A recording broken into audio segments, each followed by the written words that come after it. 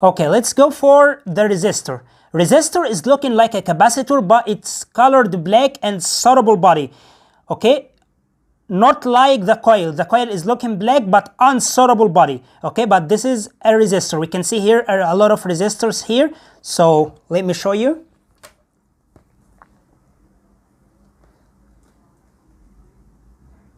This is a resistor, a black one with a soluble body, just like a capacitor but colored black. Okay, just like a capacitor but colored black. Okay, it's so easy to determine. Okay, here we are. There is a lot of capacitors, resistors here. Sorry, this is a resistor. Okay, this is a resistor, just looking like a capacitor but the black one. This is a resistor here on Android board. So let's see it on iPhone board.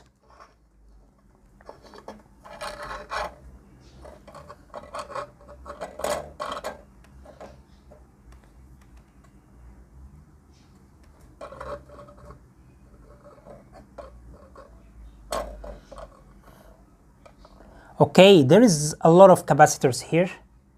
I think you can see capacitors, all of them are black, okay, but small in size. This is a resistor, like 1, 2, 3, 4 resistors, okay.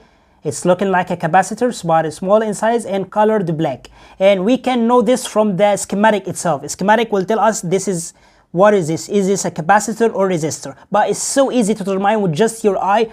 Just look at the black color and you will know that this is a resistor, while the capacitor has that yellow color. Okay, let's back to our Android board again.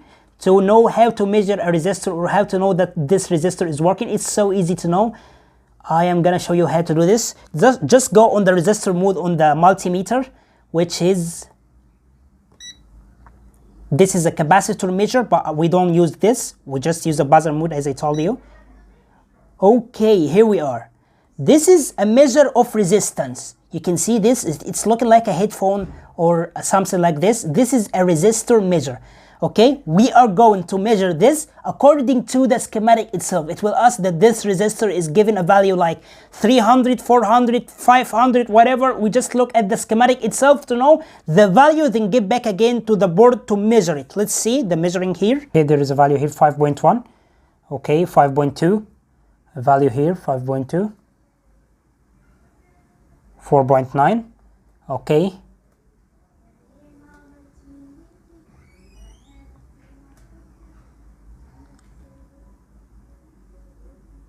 1.2. This is how we measure it, okay?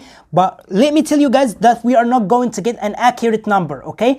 But if we get a value just like this, like a close value to the value of the schematic itself, it means that this resistor is working fine, okay? But if we get 0 OL, there is no resistance, and you see in the schematic that there is a reading here, that's mean that this resistance is not working at all. But as I told you, you need to desolder the piece itself firstly, or the component itself outside of the board, then go to measure it outside of the board.